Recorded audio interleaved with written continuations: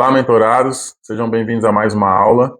Se você está assistindo esse vídeo, é porque você faz parte do grupo de pessoas que estão inscritos na nossa mentoria. Quero trazer para vocês um assunto que você vai encontrar também na plataforma, o PDF e o texto relacionado ao conteúdo desse vídeo. Quero recomendar para você também esse livro, Vasculhando as Profundezas do Seu Coração, é de minha autoria. Nesse livro você vai encontrar conteúdos relacionados à nossa mentoria, principalmente a esse vídeo que você está assistindo agora. Quem você seria se só lhe restasse sua fé em Jesus? Então essa é a minha recomendação de hoje. Você tem interesse em comprar esse livro, fale conosco pelo Instagram ou pelo WhatsApp. Nós enviamos pelo correio para todo o Brasil, tá bom?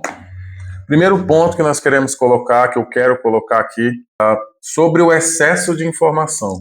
Eu comento no livro e coloco aqui para vocês que se você for pensar que 50, 60, 70 anos atrás, onde não existia o excesso de informação que nós temos hoje, através das redes sociais, quando você desejava adquirir algum tipo de conhecimento, você teria que procurar alguém que sabia sobre aquilo. Se você precisasse de um serviço profissional ou especializado, você tinha que procurar essa pessoa que entendia daquilo para prestar o serviço para você e você pagar o equivalente àquele serviço de acordo com o conhecimento e com a aplicação daquilo que a pessoa tinha a oferecer.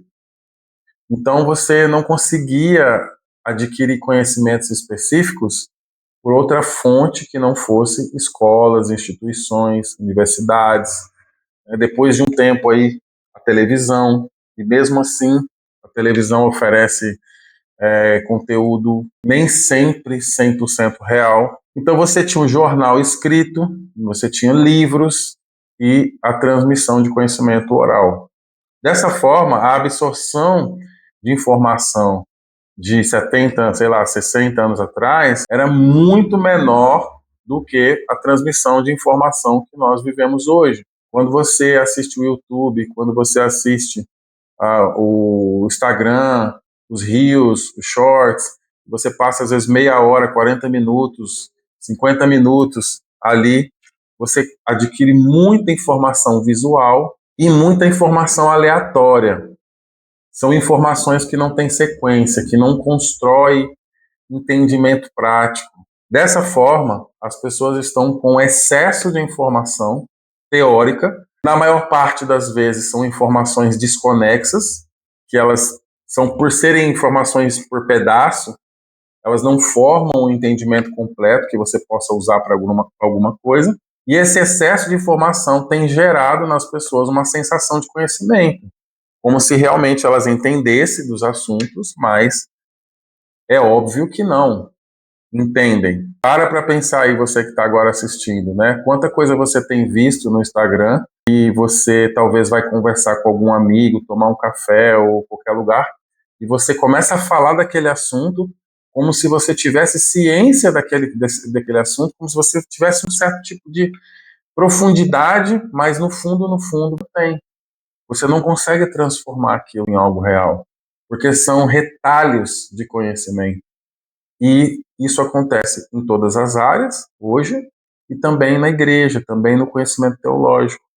Eu tenho 15 anos que eu dou aula, então eu estudo sistemática de doutrinas, a gente estuda, a gente vive experiências, a gente junta experiência com teoria, a gente pratica, a gente gera resultados, a gente gera frutos, depois entende a palavra de um jeito, estuda novamente, entende de outro, coloca à prova, forma doutrinas no sentido de entendimento, né, forma ensinos. Nós temos aqui, eu tenho, né, 6 livros escritos, aqui eu tenho 5 deles na minha mão, e o primeiro não está aqui, eu tenho dele aqui em casa, mas não está aqui na mesa, e mesmo assim, eu vou trazer para você a prova disso que eu estou falando. Mesmo assim, pessoas que se converteram a um... Eu dou aula, né? Eu dou curso de discipulado, mentoria, outros tipos de curso também.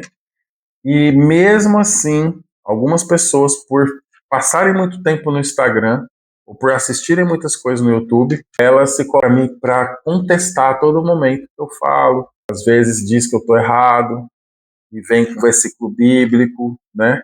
E elas assistem a muita coisa picado na rede social, e a todo momento com essa superficialidade, né? Com esses retalhos de entendimentos, elas colocam em questão a todo momento e fica cada vez mais difícil se entender. Tanto que nós temos aí milhares, dezenas de milhares de denominações que não se entendem, que não conseguem viver em unidade, não conseguem servir uns aos outros. As pessoas não sentam hoje na mesa para celebrar ou adorar Jesus Cristo, mas para contestar a todo momento.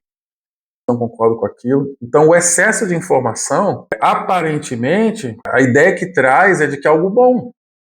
Mas o excesso de informação, sem organização, sem um propósito, sem você entender aquilo de forma que se transforme no entendimento prático, para você vivenciar aquilo que você entendeu, só serve para dividir o corpo de Cristo, para fazer, na verdade, a vaidade e a soberba do homem gera a divisão, gera a confusão. Você já percebeu como, mesmo sabendo muito sobre fé, às vezes você se sente confuso, mais confuso do que fortalecido?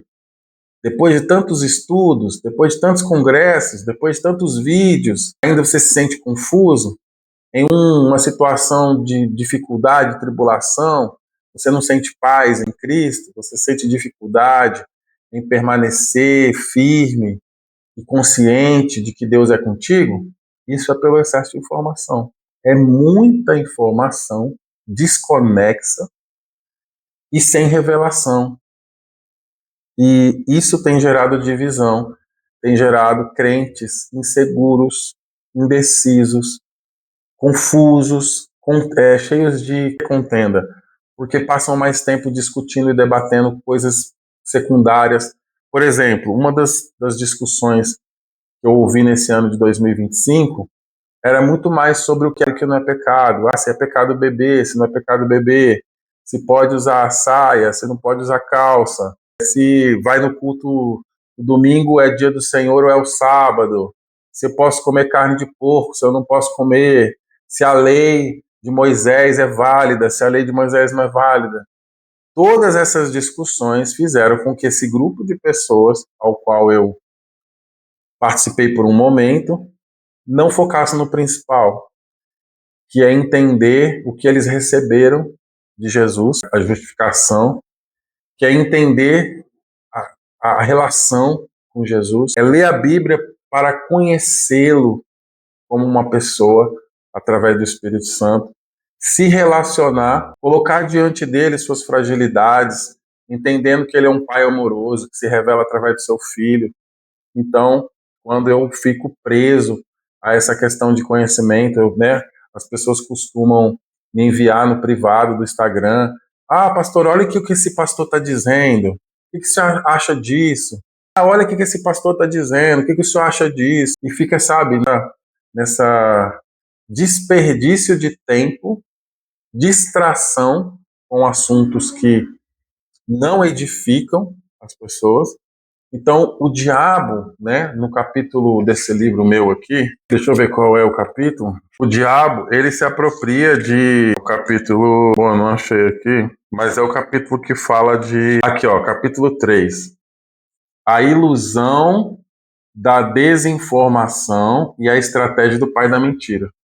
Então, o diabo, ele sabe muito bem usar a informação. Tem pessoas que acham que estão muito bem informadas, estão cheias de conhecimento, mas na verdade elas foram enganadas, elas foram iludidas. As maiores estratégias de guerra, de espionagem, serviço secreto, essas coisas que você deve ter visto em filmes, que estão em filmes, mas são verdadeiras, a maior estratégia é a informação distorcida, é uma verdade que não é verdade. E quando ela é pregada, ela é impregnada, ela se torna uma verdade, é uma mentira que se torna verdade. Isso confunde o inimigo. E o Satanás sabe muito bem usar isso. Então, será que nós estamos nos alimentando mais de informações sobre Deus do que da verdade da pessoa de Deus e Jesus Cristo? né?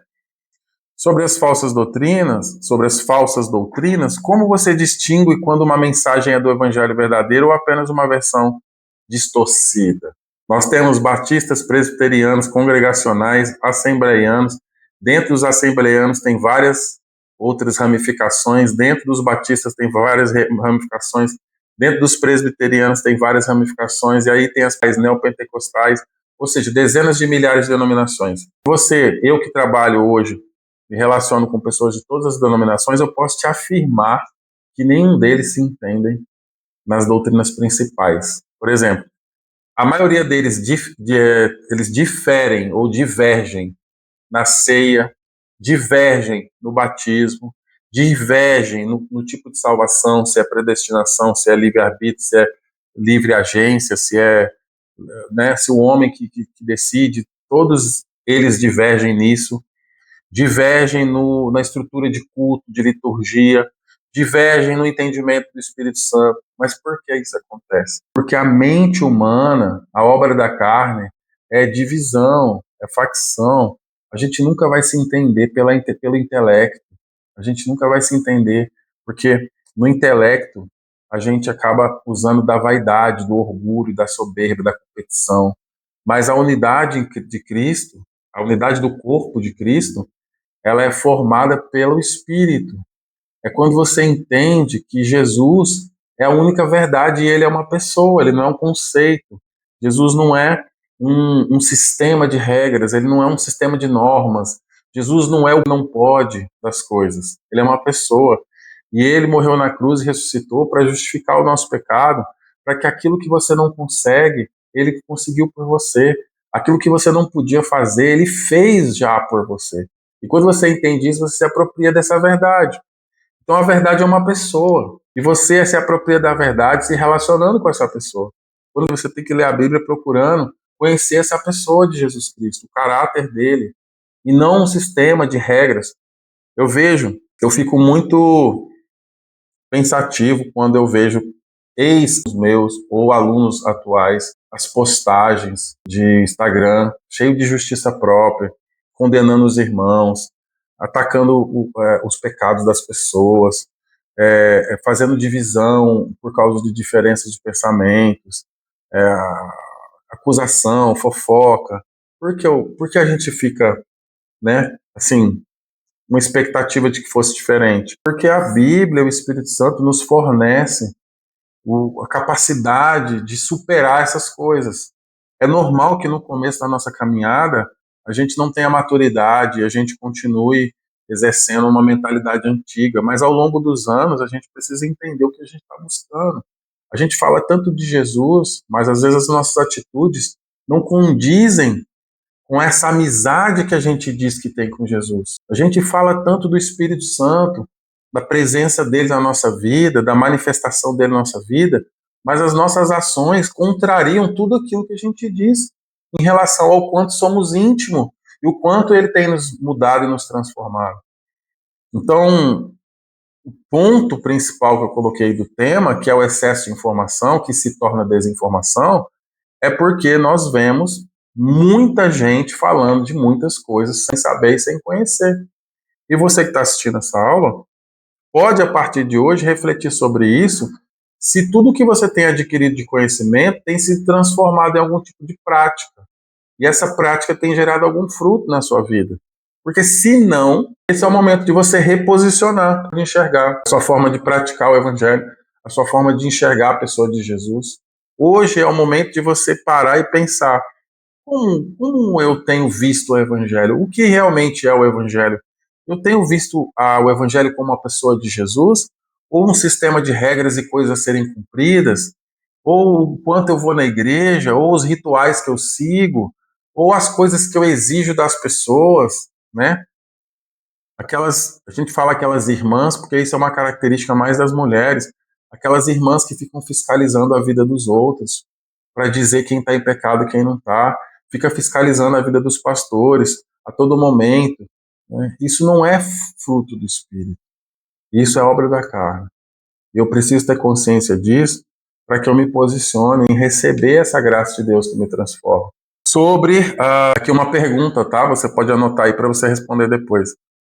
Será que algumas das suas crenças atuais nasceram da Bíblia ou de opiniões humanas repetidas como verdade? Pegue aí mais ou menos uns 3 ou 4 pontos que você entende como verdade, coloque eles em questão.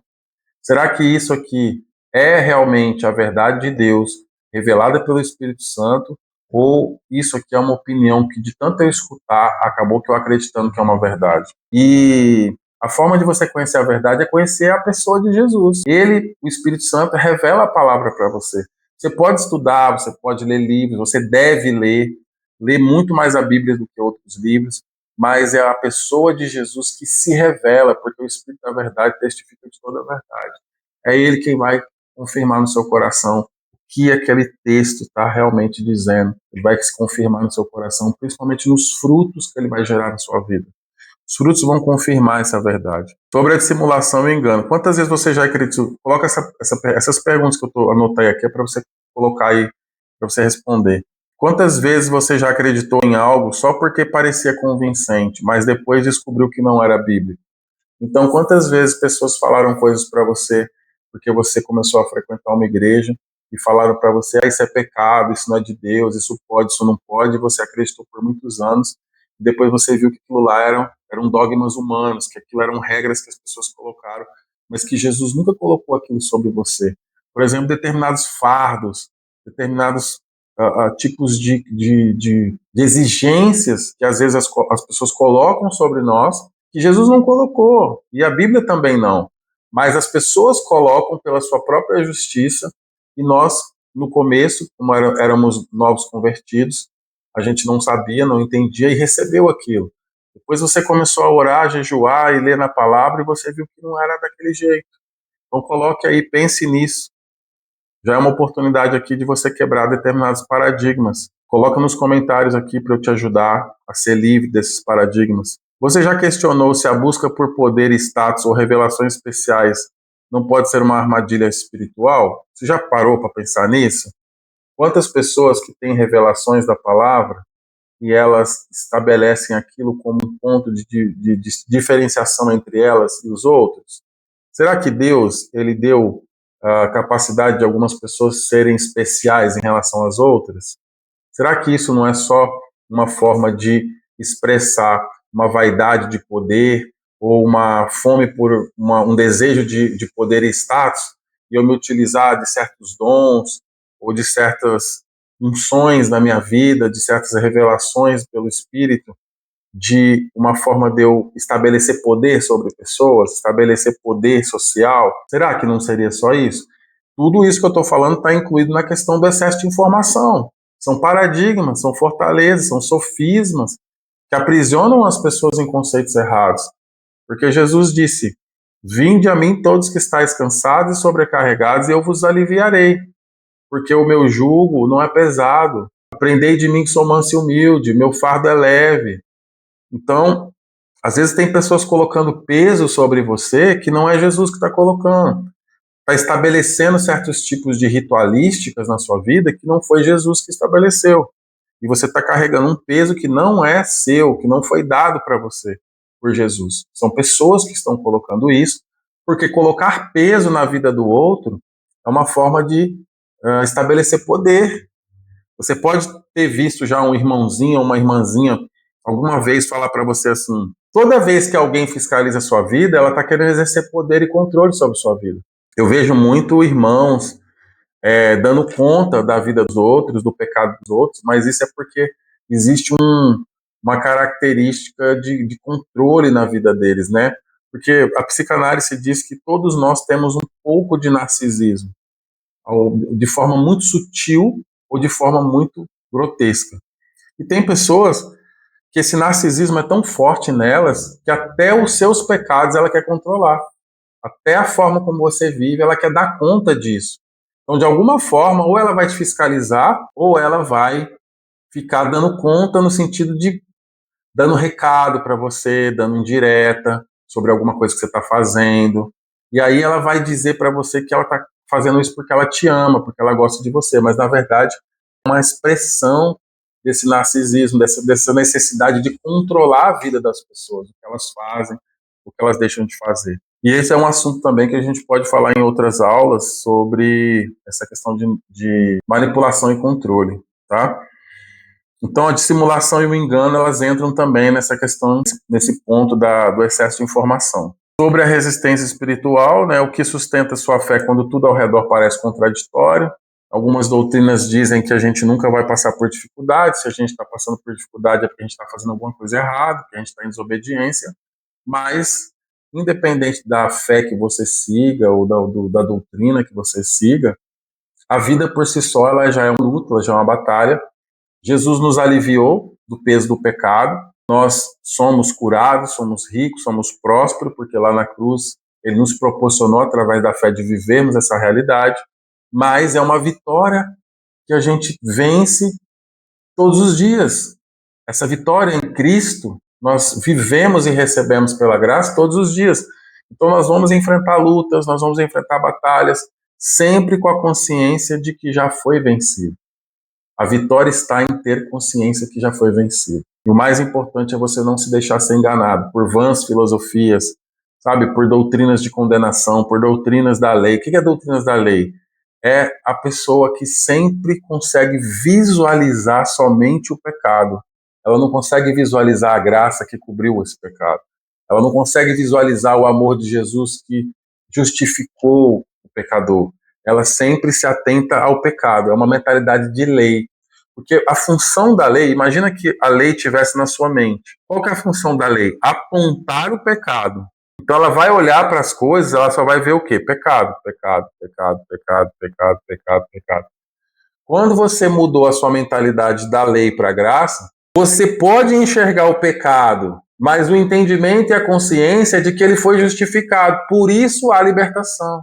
A libertação que a gente recebe do Evangelho é entender que os pecados foram perdoados. Você não vai viver uma vida de liberdade. Liberdade não é fazer o que você quer e nem viver uma vida contrária à natureza de Deus.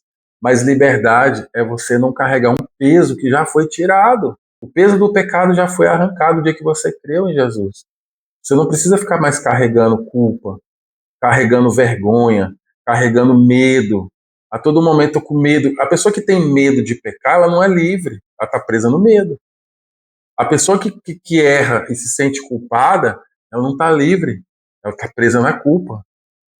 A pessoa que fica com vergonha porque errou ou porque não está fazendo o esperado que eu digo é aquilo que as pessoas esperam dela, ela está presa na vergonha. Então, ser livre é entender, sou nova criação, todos os meus pecados foram levados na cruz, o sangue me lavou, eu sou um filho, eu sou remido.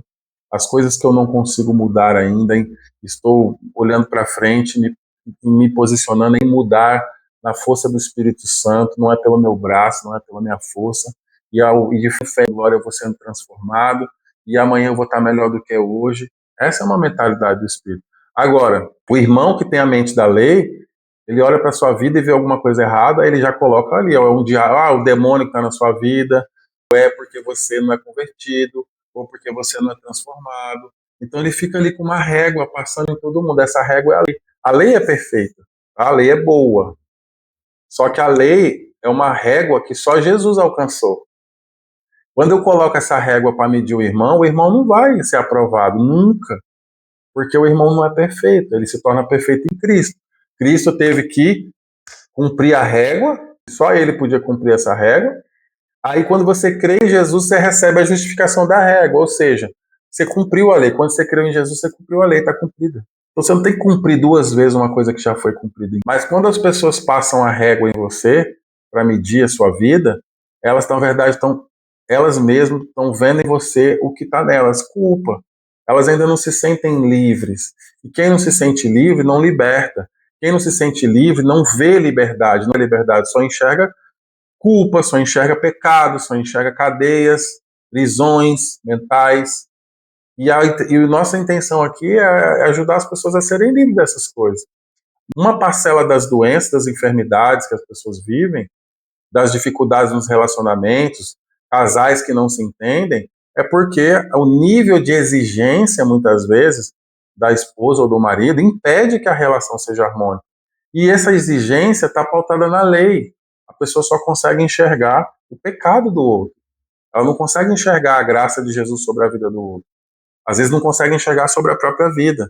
Então tem enfermidade que tem a ver com culpa. A pessoa tem sentimento de condenação. Ela tem doenças que vêm pelo medo, síndrome do pânico, ansiedade, né? Ausência de confiança em Deus. Todos esses aspectos são excesso de informação. Por quê? Não seria falta de informação, pastor? Não. Porque se você tiver pouca informação correta, é suficiente para te ajudar a mudar de vida. Agora, muita informação incorreta te atrapalha, inclusive, no pouco correto que você tem. Então, preste atenção nisso. Vou pontuar aqui para vocês agora 4 pontos que causam divisões desnecessárias entre os cristãos. Doutrinas secundárias tratadas como centrais, eu já falei isso no começo. Então, as pessoas brigam por detalhes como forma de batismo, estilo de culto, vestimentas, usos, costumes, como se fosse o núcleo do evangelho. Mas, na verdade, o núcleo do evangelho é Cristo e a salvação pela graça e o amor ao próximo. Você crê em Jesus como seu Senhor e Salvador? Você creu nele e foi batizado? Você entende que seus pecados foram perdoados? Então ame o próximo como Jesus amou. O evangelho se resume a isso. Ponto 2, orgulho espiritual e senso de superioridade. Foi o que eu falei também. Igrejas e líderes às vezes competem achando que apenas o seu modo de crer e praticar é o correto, que gera comparações e rivalidades. Então qual é a solução? Exercitar a humildade, lembrando que todos dependem da graça de Deus e que ninguém é dono exclusivo da verdade. Qual é a forma de eu fazer isso? Comece a ofertar em outros ministérios. Comece a ser efetivo na vida de pessoas de outras igrejas. Faça caridade para pessoas de outras denominações. Visite, faça amizade com pessoas de outras denominações. E procure não falar de pontos secundários, nem de doutrinas denominacionais. Fale da pessoa de Jesus, fale do Espírito Santo. Dê testemunho do quanto ele é bom e quanto ele faz na sua vida. Comece a gerar unidade através de ações. Influências culturais e políticas confundidas com o evangelho, por exemplo. Quando partidos, ideologias ou tradições culturais são colocadas acima da mensagem bíblica, então surgem rótulos, divisões e afastamento. Qual é a solução? Distinguir fé de política e cultura e submeter tudo à palavra de Deus sem idolatrar ideias. Por exemplo, será que não existe na outra forma de pensar algo que eu possa tirar proveito? Então, quando eu começo a considerar a possibilidade de encontrar pensamentos adequados no irmão, na forma dele pensar, e ele encontrar coisas também na forma que eu penso, a gente vai quebrando essa polarização, sabe? Eu tenho amizade com pessoas da esquerda e amizade com pessoas da direita. E todos eles são pessoas que têm convivido e têm visto idoneidade. É difícil a gente aceitar, mas para a direita, a esquerda é diabólica.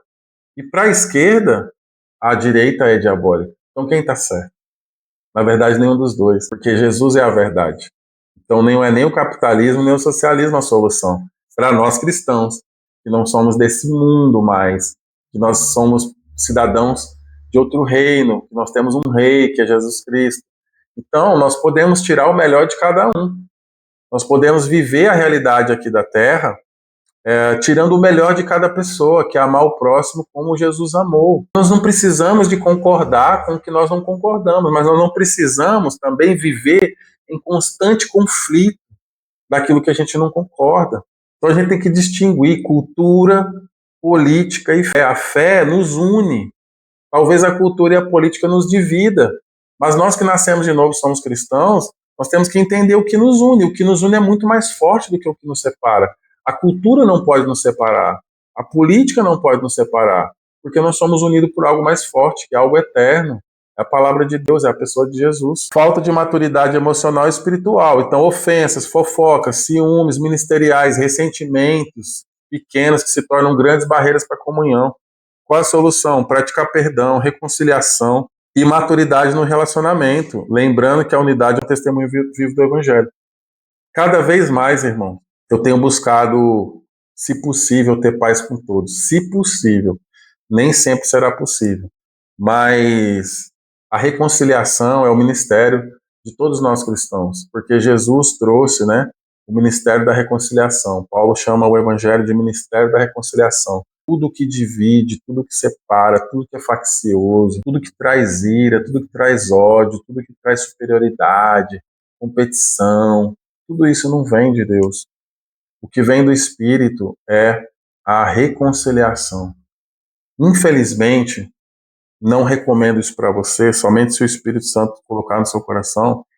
Eu tenho me afastado um pouco de pessoas facciosas, pessoas que geram esse tipo de divisão, sabe? De acusação, de competição. Por quê? Porque dependendo do nível da dureza do coração da pessoa, ela não está em disposição de mudar e de ouvir, ela vai ter que, ao longo da vida, passar experiências para entender. E, por exemplo, hoje, pessoas com 2 anos, 3 anos de conversão, elas já contestam. Elas contestam os pastores de 10, 20, 30 anos de ministério. Elas contestam coisas sem fundamento. Mas isso é o efeito do excesso de informação que as redes sociais nos fornecem. Inclusive, hoje a pessoa entra no chat GPT, ela faz uma pergunta lá, o chat GPT responde, ela imprime e vai lá bater boca com o pastor. Então, qual é a solução para isso, né? A solução é, em primeiro lugar, a gente perseverar na nossa fé, mas você começar a procurar a trabalhar o seu raciocínio, o seu cognitivo, através da leitura, através da meditação da palavra, do jejum, da oração no Espírito, a comunhão com os irmãos, o perdão. Esse é o trabalhar. É você começar a olhar as coisas numa ótica, olhar novamente, refletir sobre aquilo, não tirar conclusão precipitada, não fazer avaliação precipitada, ouvir a outra parte, ouvir uma pessoa que tem um ponto de vista diferente e você começar a ser flexível e maleável no ouvir também. Porque muitas vezes a gente fica esperando o outro acabar de falar para a gente, que a gente já está com o nosso argumento preparado, né? Às vezes o seu argumento não vai nem servir para aquilo que a pessoa está falando, porque você não sabe o que ela vai falar até o final, mas a gente já armado, já fica defensivo, por causa dessa quantidade de informação desconexa na nossa cabeça. Porque a informação, quando ela é produtiva, e ela é de Deus, ela é sabedoria de Deus, a primeira característica que vai gerar em nós é a humildade. E não superioridade, não altivez, né? Não soberba. Então é muito importante que a gente entenda tudo que foi falado aqui. Tudo que eu falei aqui é só para abrir a sua mente para tomar um posicionamento a partir de hoje. Tem um curso nosso que chama Aprendendo a Pensar. Se você não fez ainda, faça. Leia meus livros. Meus livros têm um papel muito interessante nessa questão de desconstrução. Esse aqui, ó, Destronando o Bezerro de Ouro. Quebrando também a idolatria denominacional, né? E é isso. Essa aula aqui, espero que vocês possam ter entendido. O que você não entendeu, coloca nos comentários e a gente vai responder na sala online e pelo WhatsApp, tá certo? Deus abençoe vocês e vamos crescer junto e aprender a pensar.